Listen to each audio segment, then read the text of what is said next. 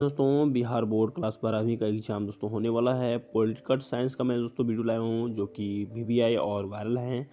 और मैं पूरे लेसन से दोस्तों ऑब्जेक्टिव क्वेश्चन लिया हूँ दोस्तों।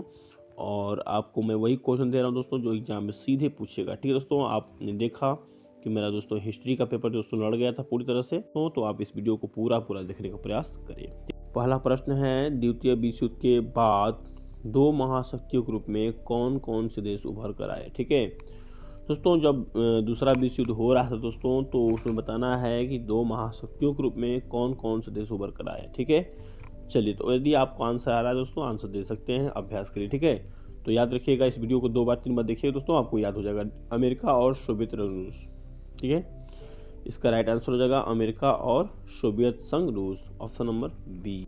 यहाँ पर दूसरा क्वेश्चन है, किन देशों द्वारा महाशक्ति बनने की होड़ ने शीत युद्ध को जन्म दिया था। ठीक है, तो आंसर होगा ऑप्शन नंबर ए, अमेरिका और सोवियत संघ। ठीक, यहाँ पर दूसरा क्वेश्चन है, नाटो में शामिल हर देश एक दूसरे की मदद करेगा, इसी प्रकार के पूर्वी गठबंधन को वारसा संधि के नाम से जाना जाता है, जिसकी अगुवाई किसने और कब की। ठीक है, तो ऑप्शन नंबर बी दोस्तों सोवियत संघ ने की थी और 1955 में, याद रखिएगा ऑप्शन नंबर बी। यहाँ पर पांचवा क्वेश्चन बहुत शानदार क्वेश्चन दोस्तों, फटाफट रटिए इसको। महाशक्तियों के बीच खींचातानी का मुख्य अखाड़ा कहाँ बना। ठीक है, ऑप्शन नंबर ए, यूरोप में। नेक्स्ट है, गुट निरपेक्ष आंदोलन के प्रमुख नेता कौन थे। ठीक है, तो Jawaharlal Nehru, option number B दोस्तों। बहुत ही तेज गति से मैं आपको आंसर बता रहा हूँ क्योंकि 100 प्रश्न से ज़्यादा है दोस्तों। यहाँ पर सातवां क्वेश्चन, गुट निरपेक्ष आंदोलन की 5 देशों ने मिलकर सर्वप्रथम सफल बैठक कब और कहाँ किया। ठीक है, ऑप्शन नंबर याद कीजिएगा, सन 1961 में बेलग्रेड में। ठीक है, आठवां, क्यूबा का प्रेसाइल संकट किसने लिया था। ऑप्शन नंबर सी दोस्तों, अमेरिका ने। नेक्स्ट है, ध्रुवीय राष्ट्रों की अगुवाई कौन कौन देश कर रहे थे। Option number A, Germany, Italy और जापान। नेक्स्ट है, मित्र राष्ट्रों की अगुवाई कौन कौन से देश कर रहे थे दोस्तों, तो ऑप्शन नंबर डी, अमेरिका था, फ्रांस था और रूस था दोस्तों। ठीक है, इस प्रकार से मित्र राष्ट्र 2 गुटों में बटे हुए थे। देखिए यहाँ पर क्वेश्चन है, दूसरा विश्व युद्ध कब से कब तक हुआ। देखिए दोस्तों, यहाँ पर ऑप्शन गलत है।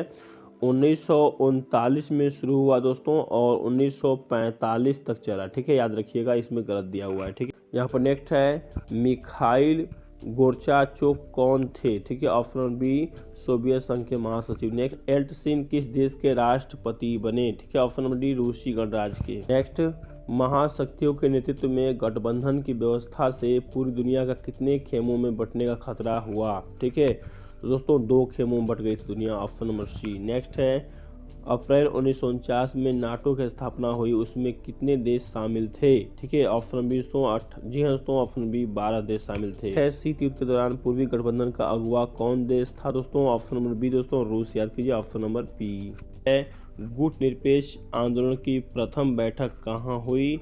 बेलग्रेड में दोस्तों 1962, ऑप्शन नंबर बी, याद कीजिए। नेक्स्ट क्वेश्चन है, वर्सा पैक्ट नामक संगठन निम्नलिखित में से किसके द्वारा बनाया गया। ऑप्शन नंबर बी दोस्तों, सोवियत संघ। नेक्स्ट है, भारत ने किस नीति को आदर्श माना। ऑप्शन नंबर डी दोस्तों, गुट निरपेक्षता को। क्वेश्चन है, सन 1955 में अफ्रो एशियाई सम्मेलन कहाँ संपन्न हुआ। ऑप्शन नंबर सी, इंडोनेशिया में। ठीक है, नेक्स्ट है, शांतिपूर्ण सह अस्तित्व के 5 सिद्धांतों अर्थात पंचशील की घोषणा भारत के किस नेता द्वारा किया गया। Option number C, Jawaharlal Nehru. ठीक है, नेक्स्ट क्वेश्चन, भारत में दूसरा सफल परमाणु परीक्षण कब किया गया दोस्तों, ऑप्शन नंबर डी, 1998 में। नेक्स्ट है, विकासशील देश आर्थिक और सुरक्षा दृष्टि से क्या है दोस्तों, ऑप्शन नंबर सी, अपने से ज़्यादा ताकतवर देश पर निर्भर करते हैं। यहाँ पर नेक्स्ट क्वेश्चन दोस्तों, द्वितीय विश्व युद्ध के दौरान नेताजी सुभाष चंद्र बोस ने किस दल का गठन किया। Option number C, Indian National Army का। नेक्स्ट है, बांग्लादेश कब उदय हुआ दोस्तों, ऑप्शन नंबर ए, 16 सितंबर 1971 को। नेक्स्ट क्वेश्चन है, पंचशील के 5 सिद्धांत किसके द्वारा घोषित किए गए थे। Option number C, Jawaharlal Nehru. पूरा नाम याद करिए दोस्तों, पंडित जवाहरलाल नेहरू। नेक्स्ट है, सन 1962 से 1972 के बीच भारत ने कितने युद्ध का सामना किया दोस्तों, 4 युद्ध का। Option number C. Next question है, यहाँ पर नेक्स्ट क्वेश्चन, मैकमोहन रेखा कहाँ है। ऑप्शन नंबर बी दोस्तों, अरुणाचल प्रदेश में। नेक्स्ट है, भारत में पहला सफल परमाणु परीक्षण कब किया गया दोस्तों, ऑप्शन नंबर बी, 1974। यहाँ पर नेक्स्ट क्वेश्चन है, सन 1985 का शाहबानो मामला किससे जुड़ा है। ठीक है, ऑप्शन नंबर याद कीजिएगा, 62 वर्षीय तलाकशुदा मुस्लिम महिला से, ऑप्शन नंबर ए। ठीक है। नेक्स्ट है 16वीं सदी में बने बाबरी ढांचे को अयोध्या में राम भक्तों ने कब गिराया? ऑप्शन नंबर सी हो दोस्तों 6 दिसंबर 1992 में। नेक्स्ट है दिसंबर 1992 के अयोध्या के बाबरी ढांचे को गिराने के कारण उत्तर प्रदेश के किस सरकार को केंद्र द्वारा बर्खास्त कर दिया गया, अलग रख दिया गया दोस्तों? ठीक है। ऑप्शन नंबर बी दोस्तों कल्याण सिंह के सरकार द्वारा। गोधरा की हिंसा गुजरात में कुछ कार सेवकों को ट्रेन में जला दिए जाने के काम कब भड़की थी? जनवरी से फरवरी 2002। ठीक है। नेक्स्ट है राजग को दोबारा कब सत्ता प्राप्त हुई? ऑप्शन नंबर बी 1999 में। नेक्स्ट है राजीव गांधी की हत्या में कौन शामिल थे?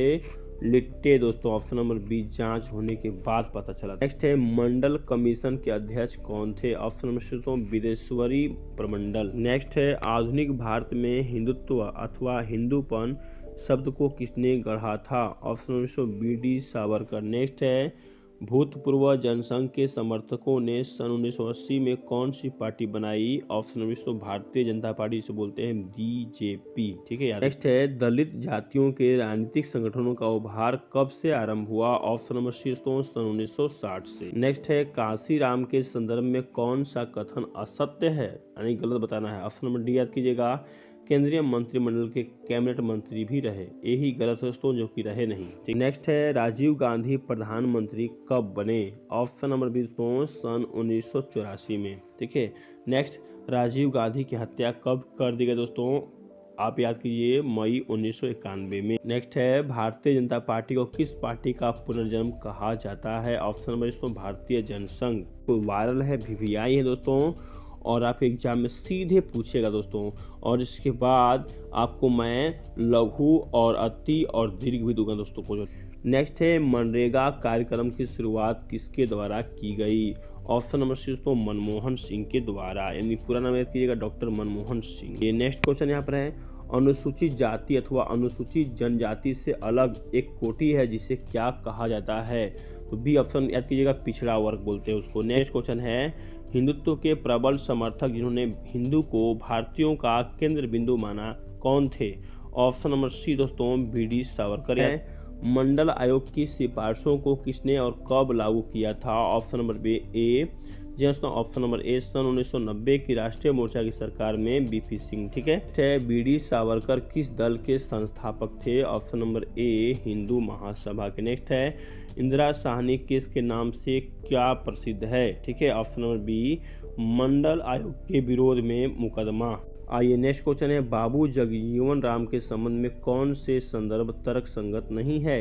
इसमें गलत बताना है। ऑप्शन नंबर डी याद कीजिए भारत के पहले मंत्रिमंडल में कैबिनेट मंत्री रहे, जबकि ये गलत है दोस्तों। 12 जून 1975 के इलाहाबाद न्यायालय ने किसकी याचिका पर इंदिरा गांधी के निर्वाचन को अवैधानिक करार दिया था? ऑप्शन नंबर बी दोस्तों राजनारायण। नेक्स्ट है सन 1975 के दिल्ली के रामलीला मैदान में विशाल प्रदर्शन किसके नेतृत्व में हुआ जिसमें इंदिरा गांधी से इस्तीफे की मांग की गई? Option number A Rajnarayan. Next है स्वतंत्रता के बाद पहली बार कांग्रेस की सरकार भारत में कब नहीं बन पाई? ठीक है।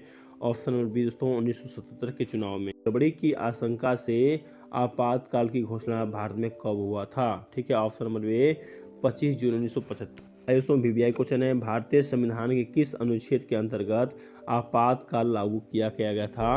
ऑप्शन नंबर ए अनुच्छेद 352। छात्र आंदोलन के बिहार में कब प्रारंभ हुआ और उसकी अगुवाई कौन से नेता कर रहे थे? दोस्तों आपको याद होना चाहिए 1974 में जयप्रकाश नारायण दोस्तों पटना के गांधी मैदान में ऐसा भाषण दे दोस्तों कि आज तक कोई भी ऐसा भाषण देने वाला नहीं हुआ। आइए नेक्स्ट क्वेश्चन संपूर्ण क्रांति अब नारा है भावी इतिहास हमारा है, यह नारा किस आंदोलन का है? ऑप्शन बी बिहार छात्र आंदोलन का जयप्रकाश नारायण के द्वारा दिया गया था। ऑप्शन नंबर बी याद कीजिए जय जवान जय किसान किसका नारा था? ऑप्शन नंबर सी तो लाल बहादुर शास्त्री का। ऑप्शन नंबर बी 11 जनवरी 1966। उच्च न्यायालय ने इंदिरा गांधी के चुनाव को अवैध करार दिया था। ऑप्शन नंबर बी तो इलाहाबाद उच्च न्यायालय। 18 महीने के बाद आपातकाल कब समाप्त हुआ दोस्तों? ऑप्शन बी जनवरी 1977 में। नेक्स्ट है बिहार आंदोलन का नेतृत्व किसने किया? ऑप्शन नंबर बी दोस्तों जयप्रकाश नारायण 1974 में, याद रखिएगा। ठीक है। भारत में आपातकाल घोषणा कब की गई दोस्तों? जी हाँ दोस्तों ऑप्शन नंबर बी 5 जुलाई 1975 में किया गया था। इंदिरा गांधी जब थी उस समय, तो उस समय उन्होंने आपातकाल की घोषणा की थी, ठीक है। और सांसदों हेतु मतदान करना था। ऑप्शन नंबर सी याद कीजिएगा, 1600 विधायक और 489 सांसद साक्षर थे, ठीक है। 15% दोस्तों, सिर्फ और सिर्फ 15%। नेक्स्ट है, संविधान सभा की प्रारूप समिति के अध्यक्ष कौन थे?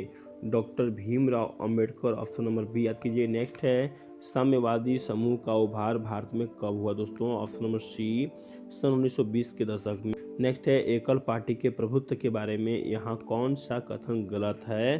तो गलत दोस्तों ऑप्शन नंबर बी हो जाएगा, जनमत की कमजोरी के कारण एक पार्टी का प्रभुत्व कायम हुआ, जो कि गलत दोस्तों, ऑप्शन नंबर बी गलत है। नेक्स्ट है, भारत में निर्वाचन आयोग का गठन कब हुआ दोस्तों? ऑप्शन नंबर 1950 में। नेक्स्ट है, भारत का संविधान 26 नवंबर 1949 को तैयार हुआ, जिसे कब लागू किया गया? तो भाई तैयार तो हुआ था 1949 में, लेकिन लागू किया गया था 26 जनवरी 1950 को, ऑप्शन नंबर डी। लोकसभा चुनाव में कितने मतदाता भारत में थे? Option number B. नेक्स्ट है, प्रथम लोकसभा चुनाव में कितने मतदाता भारत में थे, शामिल थे ना? Option number 117 crore. नेक्स्ट बहुत इंपॉर्टेंट है, भारत का प्रथम चुनाव किस वर्ष संपन्न यानी समाप्त हुआ था दोस्तों? ऑप्शन नंबर सी 1952 में याद कीजिए। भारत के प्रथम शिक्षा मंत्री कौन थे दोस्तों? तो अब्दुल कलाम आजाद, ऑप्शन नंबर सी याद कीजिएगा। नेक्स्ट है, भारत में तृतीय आम चुनाव कब हुआ था? ऑप्शन नंबर बी 1962 में। कब दोस्तों? ऑप्शन नंबर बी 1980 में, ठीक है। नेक्स्ट है, भारत के पहले आम चुनाव में दूसरे स्थान पर कौन सी पार्टी थी दोस्तों? ऑप्शन नंबर कम्युनिस्ट पार्टी का। नेक्स्ट है, शीत युद्ध सबसे बड़ा प्रतीक था? ऑप्शन नंबर ए, बर्लिन दीवार का खड़ा किया है।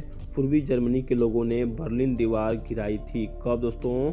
1989 ईस्वी में, ऑप्शन नंबर सी। नेक्स्ट है, एल्त्सिन किस देश के राष्ट्रपति थे? ऑप्शन नंबर सी दोस्तों, रूसी गणराज्य। नेक्स्ट है, लेनिन का जीवन काल कब मनाता है? ऑप्शन नंबर 1870 से 1924। कितने गणराज्यों को मिलाकर हुई? Option number 15। नेक्स्ट है, सोवियत संघ ने कब अफगानिस्तान में हस्ताक्षर किया दोस्तों? Option number A 1979।